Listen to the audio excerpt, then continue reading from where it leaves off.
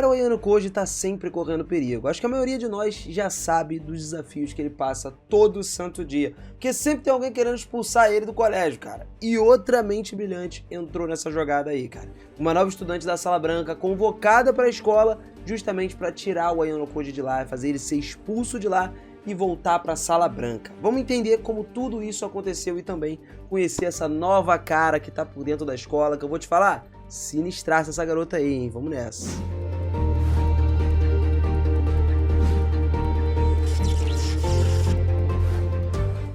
Fala, seus otakus, beleza? Eu sou o Binas e sejam muito bem-vindos a mais um vídeo aqui do canal. Primeiramente, não liguem pra essa voz aqui que tá meio rouca mesmo.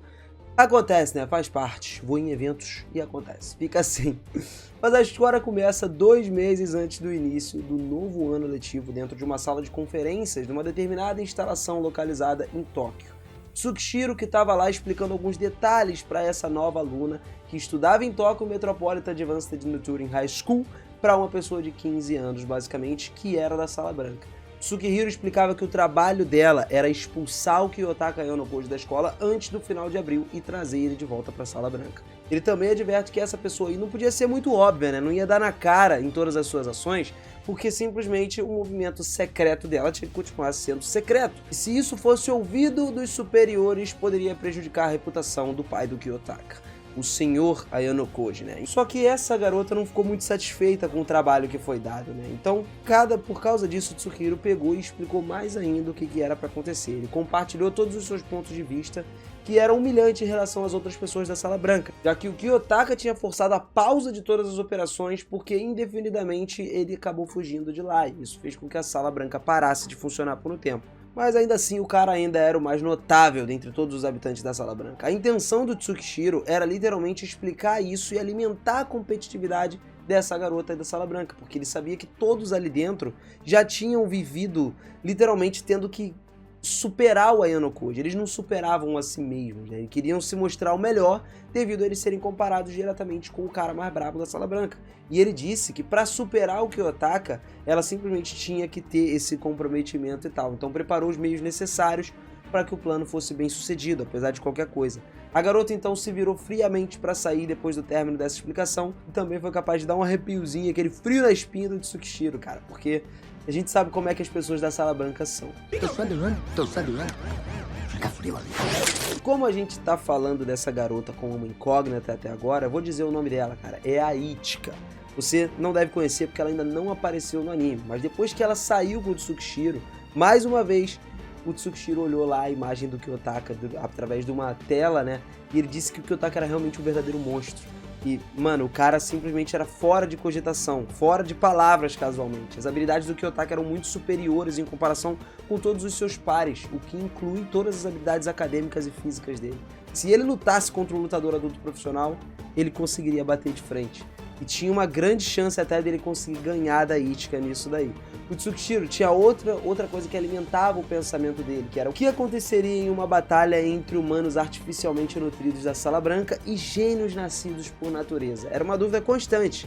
Para caçar ou ser caçado, ele via vários conceitos de jogo entre duas crianças, sacou? Então, a gente pula para a parte da escola, onde a classe recebeu um plano de assentos novos e o Kiyotaka acabou ficando na parte de trás, perto do corredor. Eles foram ordenados por Shabashira tirar os telefones e anúncio foi feito para baixar o novo aplicativo de Overall Ability, porque esse aplicativo aí mostrava as habilidades dos seus pares e valores numéricos gerais. A Horikita e Hirata estavam no topo da classe em termos acadêmicos, enquanto o Sudo é o topo da classe em termos de habilidade física, entre aspas, com a nota A+, né? Eles são apresentados a mais nova atividade que ia acontecer também, que era uma atividade cerebral, e era preciso escolher um parceiro como um colega da classe no primeiro ano. Se um aluno não conseguisse encontrar o seu parceiro, ele perderia 5%, e se alguém marcasse abaixo de determinada marca, a consequência seria a expulsão no final das contas. Era um teste meio desagradável para todo mundo que estava fazendo ali, mas a razão do Kiyotaka para não encontrar um parceiro é porque Tsukihiro simplesmente instalou um aluno da Sala Branca para expulsar ele. Portanto, o Kiyotaka já suspeitava que essa pessoa da Sala Branca ia se juntar a ele para fazer ele falhar, propositalmente, né? Tsukishiro então propõe um acordo com o Kiyotaka. Se ele encontrasse com sucesso o aluno na Sala Branca, ele seria deixado em paz. O desafio foi lançado, e pra gente conhecer mais sobre a Iska, né, essa garota aí, eu já digo que a gente nem sabe muito da história dela do passado, exceto pelo fato de que ela foi criada na Sala Branca, que era um membro da 5ª geração pós-Kiyotaka, né? Mais tarde ela foi revelado em seu monólogo que ela nasceu usando a fertilização in vitro como bebês de tubo de ensaio, ou seja, ela não tinha necessariamente um nascimento natural, sacou? Os pais dela, que de acordo com ela dizem ser gênios também, trouxeram essa capacidade para ela de certa maneira, né? Meio que herdou os genes dele, vou botar entre aspas aí. Finalmente a gente viu que ela tinha idade suficiente para entender como que o mundo funcionava ao seu redor. A única coisa que ela aprende e sabe sobre os seus pais era o fato de que eles eram extremamente talentosos no passado. Como tal, a Itka se considera uma criança incrivelmente abençoada, nascido com todas as qualificações para também se tornar um gênio como seus próprios pais. Fora isso, ela não sabe ou se lembra de nada sobre as suas origens fora do nascimento. Ela nunca viu também o rosto dos seus pais ou conheceu eles ao longo da sua vida. Apesar de permanecer sem noção nenhuma sobre quem são os seus pais, a Itka ainda assim não mostra interesse em descobrir sobre isso e ir mais a fundo deles. O que ela está fazendo agora, na verdade, é tentando descobrir, né, por que eles escolheram colocar ela na Sala Branca. E ela descreve como seu modo de vida na Sala Branca como um modo monótono, né, onde as pessoas talentosas como ela eram sempre bem-vindas. Foi apenas porque a própria existência da Itka corre um conflito direto com a Sala Branca, que serviu para nutrir alguns talentos das crianças, não pela excelente genética como ela, mas pelo ambiente em que elas foram criadas ali. Elas dependiam do ambiente para se desenvolver mais ainda. Para a Sala Branca, a Itka sentiu que certamente era apenas uma experiência, e ela se sentiu como um experimento. Então sempre que ela parava para pensar nisso, ela não conseguia deixar de pensar na Sala Branca, que realmente achava que todos teriam sucesso com seus objetivos. A Itka concluiu há muito tempo que era quase impossível homogeneizar completamente o intelecto. A personalidade e a ética juntos sempre fizeram ela acreditar que a existência por si só serve como a maior prova disso. Desde criança, a Itka sempre tinha orgulhado de ser diferente daqueles ao seu redor, embora ela nunca tenha mostrado muito isso. Ela, por exemplo, mataria a luz em seus olhos e agiria de forma indiferente para passar pelos processos que lhe formavam, que traziam mais ensinamentos, ao mesmo tempo em que questionava o propósito da existência da Sala Branca. Foi dito que ela, inclusive, duvidava se realmente queria crescer se dedicando à sua vida e promover os ideais de ensinamento da Sala Branca ou não. A Itka refletia sempre e ela realmente possuía uma determinação de colocar a sua vida em risco por qualquer coisa, trabalhando dia após dia, diariamente, sempre desesperada para se tornar o maior exemplo do mundo de uma educação bem-sucedida. Com essa maneira de pensar em mente, a Itka divagou um pouco sobre a opinião patética que era, porque ela achava que os White Roomers, né, todo mundo que ficava na Sala Branca, todas as crianças que ficavam ali, queriam viver de forma mais livre, tá ligado? Pra ela em si, odiava passar o resto dos seus dias na sua vida trancada num mundo tão idealista, procurando melhorar as crianças. Quando ela ouviu pela primeira vez sobre a história de sucesso do Kiyotaka, então, aí é como se ela tivesse literalmente o sucesso proeminente destacou no resto da Sala Branca. A Itka estava cética e não acreditava no que qualquer outra pessoa dissesse sobre o Kiyotaka. Isso deveu-se a todos os esforços meticulosos que ela fez para parecer melhor do que os outros alunos sempre na Sala Branca e não conseguiu alcançar os seus objetivos. Duvidando de como o Kiyotaka poderia ser uma marca muito mais importante de todas as maneiras possíveis. No entanto, depois dela ver os dados do Kiyotaka, conhecer e conversar com ele pessoalmente, a Itka finalmente reconheceu o quão especial ele realmente era e o quão brabo ele era, quão significativo o Kiyotaka era para a Sala Branca.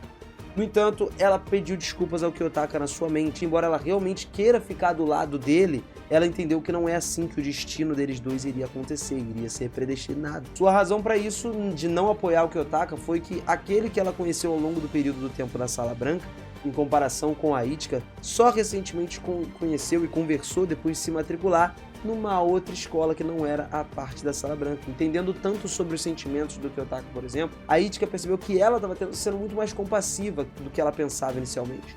Como ela e o Kiyotaka têm um pedigree comum, os dois vieram da Sala Branca, ela sente como se ele fosse o único que realmente entendesse ela de fato e se dedicaria a ajudar ele no seu segundo plano, caso fosse necessário. Através dessa reflexão em si mesma, a Itka sentiu que estava olhando à distância como dois fiéis admiradores de Kiyotaka que respeitavam eles sempre. E aquele momento finalmente chegou, onde ela tinha que tomar uma decisão. Mas no final das contas, a Itka estaria procurando evitar qualquer estrangeiro que não esteja envolvido com a Sala Branca tente expulsar o Kiyotaka. porque ela queria fazer isso. Ela não quer que os outros interfiram e ajudaria ele de bom grado em qualquer hesitação numa situação aparente, que já aconteceu, inclusive, a gente já até falou de um vídeo desse. Vou deixar nos cards linkado mais pro final do vídeo. Então, em 1º de maio, o resultado total foi anunciado. Todos ficaram de boa, revividos, né, ao ver que ninguém foi expulso de fato. Em alguns outros lugares, até uma porrada de gente ficou surpresa em ver as ataduras na mão do Ayano Koji, e ao mesmo tempo muitos ficaram igualmente chocados ao ver que um aluno em particular obteve uma pontuação perfeita em matemática. A pessoa também estava sendo o Ayano Koji, cara. Literalmente conseguiu uma pontuação absurda. Depois da aula, Horikita até falou com o Ayano Koji sobre a sua aposta e admitia que ele perdeu depois de entender todas as perguntas no jornal. Eles logo foram interrompidos então pela Shabashira. Ela informou que o diretor Tsukishiro estava chamando aí o Ayano Koji no escritório dele. E o Ayano Koji foi lá pro Tsukishiro perguntar para ele se ele foi capaz de determinar a identidade da pessoa da Sala Branca que tinha entrado agora dentro da escola. E ele respondeu que ainda não sabia quem era. O Tsukishiro só ligou para ele para ouvir a sua resposta e logo permitiu que o Ayano Koji saísse dali. No entanto, o Ayano Koji logo se perguntou pro próprio Tsukishiro também qual era a razão pela qual o executor da Sala Branca não fez a sua jogada durante esse exame especial. Em resposta, o Tsukishiro disse que não tinha necessidade de apressar as coisas, que as coisas iam se acontecendo de forma lenta, sacou? Tipo aquele velho ditado que vingança é um prato que se come frio. Literalmente, as coisas têm que acontecer de forma gradativa. O Ayano Koji então compartilhou todos os seus pensamentos que talvez a criança do quarto branco tivesse desobedecido às ordens do Tsukishiro de expulsar o próprio Ayano Koji. O Tsukishiro até admitiu que essa criança realmente desobedeceu às suas ordens, no entanto ele aconselha com o Ayano Koji que seria melhor ele se auto-expulsar em vez de continuar aí contra as intenções do seu próprio pai. Caso contrário, nem ele sabe toda a repercussão que as coisas tomariam, né? E aconteceriam. Dito isso, o Ayano Koji saiu da sala do diretor. E aí depois nós temos a Ichika, que deu a sua opinião sobre o que acontecia nessa escola. Uma estudante da Sala Branca sobre a escola Advanced Notori High School disse que a qualidade das aulas que estavam sendo ensinadas era num nível extremamente baixo. E era tipo uma perda de tempo para um ex-aluno da Sala Branca, na perspectiva de um aluno médio estar ali dentro, mesmo para uma instituição respeitável como ela era. Durante todo esse período, esses alunos, como o Kiyotaka, por exemplo, tinham uma forte emoção conhecida como ódio que emergia do seu coração. Ela se lembra da primeira vez que ouviu falar do Kiyotaka na Sala Branca, de acordo com todos que sabiam o seu nome como o melhor aluno da Sala Branca. Os professores nunca aprovaram os talentos de nenhum aluno da Sala Branca. Não importa o quão duro eles trabalhassem e quão excelente eles fossem suas notas, eles apenas continuavam enfatizando que as notas do Kiyotaka eram muito superiores, porque o cara era o top do exemplo, né? Outros da quinta geração até reconheciam o Kiyotaka como um deus e se recusavam a tomar o seu lugar, levando todos a desistir mais tarde, quando perceberam que seria impossível de alcançar esse mesmo nível. Mas a Ichika não era uma adoradora como esses outros alunos da quinta geração. Ela não achava que o Kiyotaka fosse real até que os seus professores até mostrassem as instruções de tudo o que aconteceu com o Kiyotaka na sala. E depois de testemunhar essas realizações do Kiyotaka por si mesmo, aí foi quando ela ficou impressionada, mas se recusou a considerá-lo um deus, preferindo pensar nele como um oponente da Sala Branca, assim como outros personagens que vieram da Sala Branca também pensam, e até a própria Arisu, por exemplo, que é de fora da Sala Branca, mas também pensa que poderia derrotar o Kiyotaka. Se o Kiyotaka fosse escolhido como sucesso da Sala Branca, todos os outros alunos seriam rotulados de fracassados, sem ter para onde ir, apesar de todos os seus esforços. O legal é que ela também era conhecida por ser muito inteligente, muito manipuladora e astuta, o que inclusive é reconhecido pelo próprio Kiyotaka mais à frente, como comparável diretamente com a Arisu Sakaenagi, porque a Ichika ela tem conhecimento, tem experiência, habilidades que são muito superiores a qualquer outra pessoa. Ela poderia, por exemplo, navegar sem esforço na floresta com uma compreensão excelente de terreno, e foi capaz até de manobrar e superar Tsubasa sem esforço. Como uma garota que já foi criada na Sala Branca por anos, ela mesma sabe que fazia parte da quinta geração e desenvolveu habilidades de comunicação interpessoal e colaboração de alto nível, ao contrário do Kiyotaka. Foi fácil até para Ichika adotar uma atitude de aluno normal do ensino médio e a se adaptar ao ambiente da escola muito mais fácil e mais rápido do que o Kiyotaka. Tanto que ele até admite que não seria um exagero dizer que a Ichika tem habilidades extraordinárias de atuação. Literalmente ela é incrível, uma capacidade de colocar todos os planos em ação sem muitas dificuldades ali, de se enturmar com a galera. Ela sabe como se colocar na perspectiva dos outros e por isso é capaz de criar contramedidas perfeitas magistralmente ali, né? não foi muito longe de dizer que a sua reputação poderia até ter sido facilmente melhorada, sendo o nível de um dos alunos mais populares da escola, como Itinose, se ela literalmente escolhesse fazer isso.